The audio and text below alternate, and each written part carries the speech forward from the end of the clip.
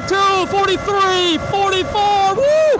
Whoa, I slow down. Oh yeah, this thing has woken up now with the controller we have in here, baby. Now, was it a lot of work? Yes, but is it super fun? Hell yeah, this thing was limited. Now it goes way past 40 miles an hour, 43, 44, 45. All right, guys, welcome back to another video on the Valtinsu EM22. Today, we're gonna be putting a FarDriver controller in this thing and unlocking the full potential and top speed of this bad boy. So the first thing we gotta do, there are 3 bolts right here and 3 bolts on the other side. Once we take those off, this thing should pop off. Once that panel is removed, we need to disconnect this cord right here. This is basically just to charge the battery from the outside of this cover. Now that you have that removed, you have clear access to your controller. This is a hobby wing and it is locked down. The software, you cannot tune it. There are no places to put a dongle because I know a lot of people are going to ask about that. It sucks that this controller is non-upgradable, so you're just going to have to get rid of it or maybe put it for another build or something that you want to do.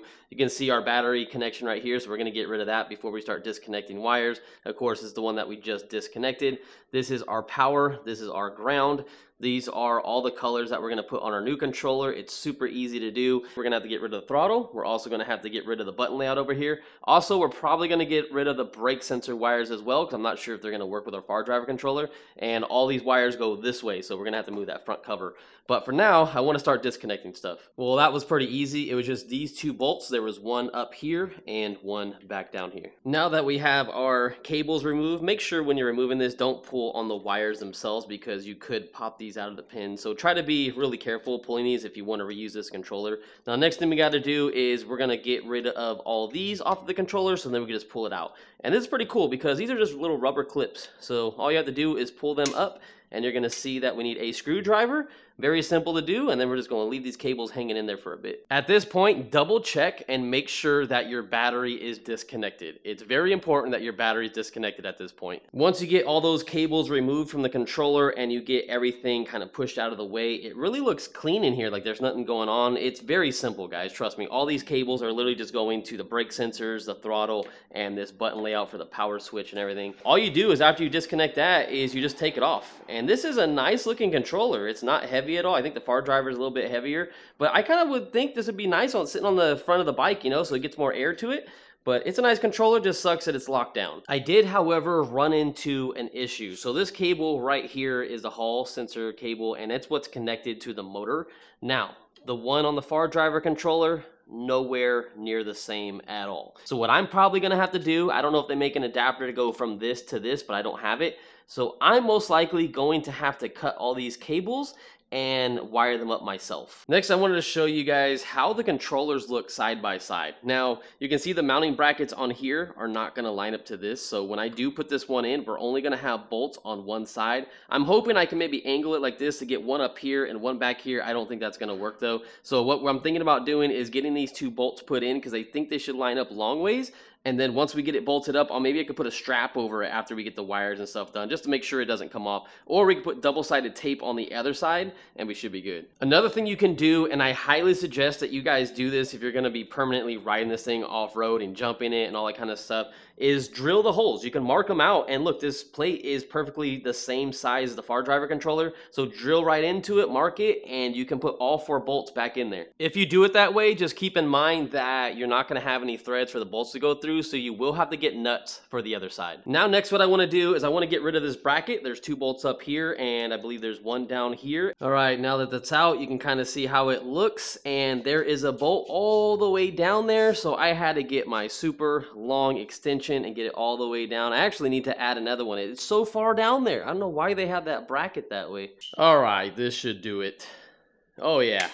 All right, with that bracket removed, it says it's a matrix battery. The model is 282011. Voltage is 60 volts. Capacity is 28.8 amp hours. So I thought they said this battery is 27 amp hours. So That's a nice upgrade. Stored energy, 1728 watt hours. So I decided to pull my battery out of the 2TO and also the EM5. This is the same battery I'm using in that, and this is from a Morg. And this is a custom 72 volt battery, 25 amp hours, and they are pretty damn similar. The Amorg is a little bit like skinnier. This one's a little fatter, but they're the same height. However, the back spacing on them are different. You can see how much longer the Morg battery is in the back. So I want to see if it's going to fit. However, the way this bracket sits, I feel like these are going to be a huge problem. Yeah, it's looking like the bracket isn't going to fit. The cables coming out of the battery are in the wrong spot. They're going to have to be on the side because these will just cut through over and over. It doesn't want to push all the way up here. You could probably make it work. However, the battery is longer this way, so that makes sense. What's a problem is all the way at the bottom. It doesn't reach the bottom because obviously it's not letting it go because of these connections on the top of the battery, but it won't go close enough to where the hole is at down there because the battery is longer. So unfortunately, I would have to measure the stock battery that's sitting right here, send it to a Morg so they can make custom batteries for this that actually fit the bike perfectly. I'll put the dimensions up on the screen so you guys know exactly the size of the stock battery on this thing, so you get a jump start if you guys want to order a custom battery for it. Or if you guys do your research and find a battery that is in the same shape and size of this one in here, you could probably find one online somewhere. I just don't know. But if I was you, I would go from a Morg and I would message them and tell them the dimensions of the battery and have them custom make one. They have really good sales. But anyways, right now what I'm going to do is I got to get all these cables out of the bike. So all this stuff is the stock stuff. So we don't need that anymore. So I am going to be messing around with taking this off. We'll most likely take the display off. I'll take the throttle off. And also the brakes have sensors on them. I'm deciding if I want to leave these on or not. I'll see. So the throttle is now gone. That was super simple to do. I also got rid of the power button with the modes, and I did have to remove the grip. So I just put the grip on here for now, but I basically just pushed it out that way. It was super easy to do. You guys will have no issues getting that grip off. I also got rid of the brake sensors. I thought I was going to leave them. However, I just had to get rid of them because the way they had it connected to the controller, it was wired directly into it. It wasn't a plug and play clip. It wasn't something like this or anything like that. It was literally like wired directly into it. So I was like, well, can't keep that. So we got the whole harness removed. Now the next thing I got to do is start fitting the aftermarket controller in with the new throttle and the toggle switch over here. We're also going to have an ignition key and voltage reading over here. I got to say though, I'm not a huge fan of how they put the display on. These are tabs that are actually welded onto the handlebar. So to get rid of this, you need to grind these off, then sand it and paint it, or I would just get new bars at that point. Now, one thing I did leave connected on the bike that was stock is the headlight. So I believe this connection will work with the FarDriver controller, so I decided to leave it in and see if we can get the headlight working with the new controller. Okay, so we ran into a small issue trying to get this controller to mount to that frame. So these are the stock bolts. You can see how small they are, and look, they don't go all the way through to the backside. So I had to pick up, these are M6-20. So these are 20 millimeters long, and these go all the way through. So if you want this to fit, you're definitely going to have to upgrade the bolts. Or my suggestion, if you want to be cheap, just get a big strap after you put this connector on everything and just put a big Velcro strap over it. Or like I said before, you can drill the holes on the outside and then you can put nuts on the bottom, or you could put some 3M tape slapped down here and then just stick it on. So the controller is now hooked up and this is how it looks. I basically color coded everything. It's super simple to do, just red with red, yellow with yellow, green with green, blue with blue, black to black. If you're wondering where this cable came from for the red and the black, this is the one that came off the stock controller, and this is what comes off of your battery. So once you plug these together, your battery is basically giving power to your controller. Then once you plug this in, it gives power to everything else that you plugged in. So once you hit the ignition switch and it's plugged into the correct pin, it will work and turn on. So we're gonna do that very last, but the controller for now is in. It does have a little cover that sits right here, and then you put two bolts right here. Now here are all the goodies that I got from Econic. Shout out to them because they have all this stuff in stock and ready to go, and it's nice that it comes within a few days. It's almost like Amazon. They'll literally have it within a week after you place your order. They are awesome people. You can use my discount code down below. You can see, look, here's our 3-mode button. Here's our throttle. Here are our nice grips. These are way better than stock. Here is our ignition switch right here. So now we'll have a key for this because you know that this bike doesn't have a key ignition. It used to just have a power button right here. Anyone could have gotten on your bike and took off. So the fact that we're now adding a safety feature on this bike is super cool. And there we go, guys. We got our grips on. We got our buttons, so our modes 1, 2, and 3. So these are basically our power levels right here. Again, no display, but we are keeping the headlight. So all those wires are coming through here. We got our voltmeter and our ignition switch right here. We also got a brand new throttle and a grip on this side. Everything is ran through here. I even put the original thing that was attached to the original cable, so it looks kind of factory. And then they're all left right here. So these are all our brand new cables. Pretty much ignition switches, stuff like that, and the throttle, and then our button layout right there. That's all this is. So once I plug this into here, I got my diagram right here, and I'll definitely let you know what I plug them into, but you're definitely going to want a controller wiring diagram. You can look online too if you're looking for the FarDriver wiring stuff, so you can make sure you're plugging it into the same thing.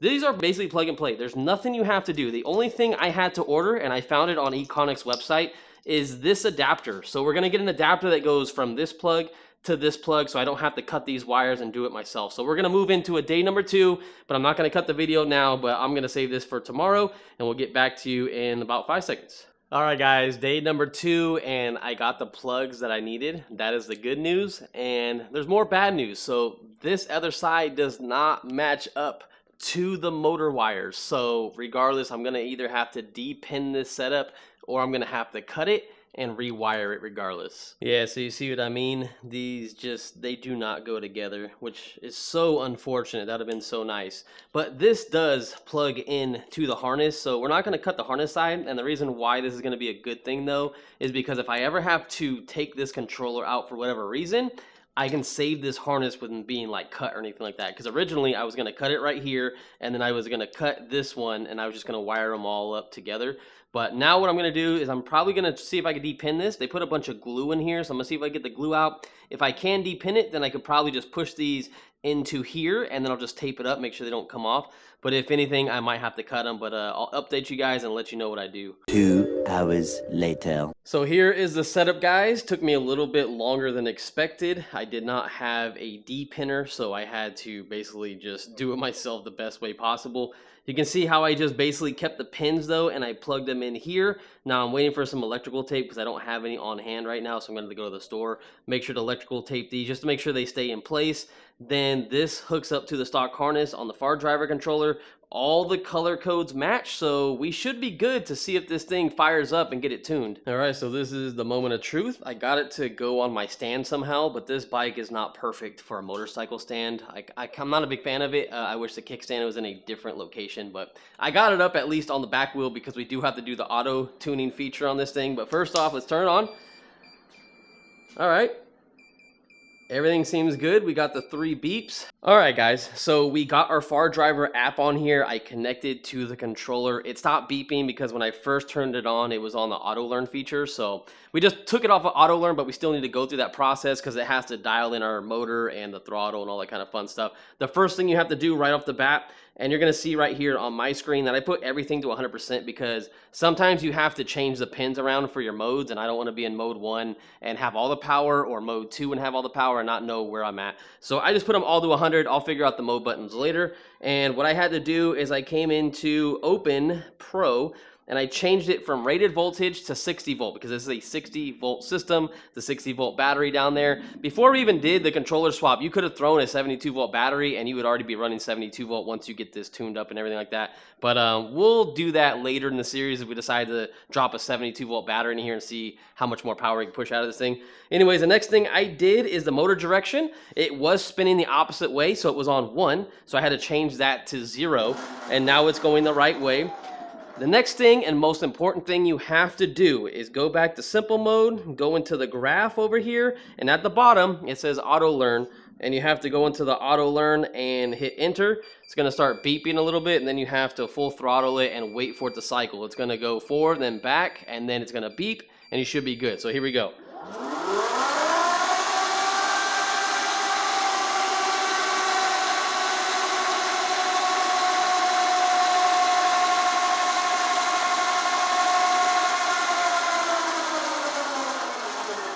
Then it's gonna cycle back.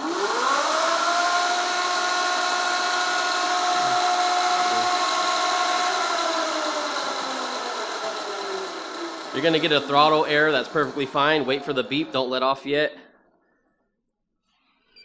And there we go. I don't know if you guys heard that, but it's all done, auto learned, and now that's when you can go in there and tune up your controller and get speed out of it. But what I wanna do is I wanna test it the way the auto learn thinks it should be ran, and then we'll come back and tune it a little bit more. All right, guys, here we go. First time running this thing is gonna be a little scary. It always is, the first time you take anything out. And I'm really curious to see what it's gonna do. I mean, this is right out of the auto learn features, so I'm expecting more speed than 37 miles an hour. Oh, and if you guys didn't know, it's a 60 amps, all right? That's all I'm pushing. This controller can do 100. I have no idea what the battery can do. There are no specs to let me know. So I figured since the other controller was 60 amps that we should keep it the same because we know it should run fine off of that. If we go any higher, we could damage our battery or cause a fire and be out the whole entire bike or really damage something bad. So I figured we'd start here and then up it later in the upcoming videos to see what we can get out of it. So here we go, guys. We're on the road where we always do our test. 1, 2, 3. All right. It's underwhelming right there. I feel like we need more power. This is slow. Oh, this is definitely slow. I don't know what the auto learn feature did, but it has definitely not done much. We are only at 34 miles an hour. And I guess we don't actually have to go back to the house because we do have Bluetooth in this thing, so I can always pull over and modify some of the settings. I think the RPM is limited right now. I need to change the RPM. All right, so let's come in here, and the biggest thing I'm gonna change right down here is limit speed. I'm gonna put it to 7,500. Before it was at 3,000. We're gonna hit save. Here's 36, and that looks about it.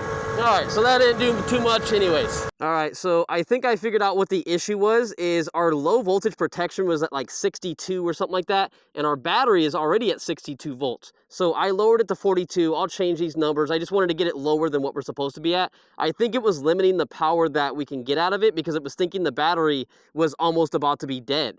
So I think we should be good now. Let's try it out again. I know we're going down on battery, so we're probably gonna have to do this test in a separate video and keep tuning it when we have a full battery charge. But anyways, let's see what it does right now. All right. Oh yeah, it definitely feels like it's picking up speed a little bit better. Still not, you know, impressed, but it's not bad. All right, here we go. 37, 38, 39. We're already passing stock speed, passing 40. 41, 42, 43, and we have to let off. All right, here we go, guys. 40, 41, 42, 43. Come on, baby. 44 miles an hour. Come on. I know this bike has 45 in it. 45 miles an hour. Let's go. It still feels like it wants to keep going, but we got a lot of wind resistance coming our way. All right, let's call it. That's about 45 miles an hour. That's actually where this bike should be at 60 amps and 60 volts of a battery. That sounds 100% where we should be. Now, any of the tuning we do above that is if we can get more line amps out of the stock battery. Again, I don't know where the battery is at. I don't know what the limit is. We might pop a cell. We might catch a fire in the next video. I have no idea. But the fact that we got 45 miles an hour out of this thing, that's all I was looking for. This thing is exactly where I wanted it to be. Now, was it a lot of work? Yes, but is it super fun? Hell yeah, this thing was limited. Now it goes way past 40 miles an hour, 43, 44, 45. Oh, I ran out of road again. Woo! Keep in mind, guys, the setup on this bike cost me under 250 bucks. All right, real quick, guys, let me show you the 0 to 30 or 0 to 40, however fast we go until we run out of road. We're at 60 volts on the battery. 1, 2, 3. I gotta say, the pickup speed may be a little bit better, but not much. I don't think we really changed the pickup speed. Maybe go back in the part 1 and see, but there we go. I mean, pretty much we're gonna hit like 40 miles an hour and 40 right there. Yeah, that's not bad at all. The other controller, though, it felt like it still picked up perfectly fine. It was 60 amps regardless, so the torque felt pretty similar. We might have a little tiny bit more torque because we're able to fine-tune the adjustments on the power from this RPM to that RPM to that RPM. So that's what probably helped us, but the most thing we did is unlock the top speed of this bike. And the coolest thing about this bike now is the fact that we have full range of controlling this bike. If you have a battery you can throw in here, you can go straight to 72 volts. I mean, The things are endless on what you can do now. Well, I hope you guys liked the video. I think for now, I'm gonna keep this cover off because I know we got some more modifications to do. I'm still waiting for my electrical tape so I can make sure those wires don't touch each other. But everything seems to be performing really good. I can't believe we went down to under 60 volts so fast. I mean, you're definitely gonna lose your range as well doing this modification. But if you bought this bike and you just felt it was too slow, that's what you got to do. And you can get a strap to go right here from Amazon, and it's just a fun bike now. So I'll see you guys in part number 4, and we'll see how much more power we can get out of this thing using the stock controller. I'll keep going up in amps and hope that battery will stay intact, and if it doesn't, I'll just swap it out with a 72 volt one. So I'll see you guys in part number 4. I love you guys. You guys are the true MVPs. Peace out. I guess I should verify my top speed real quick. All right, 46.11 miles an hour.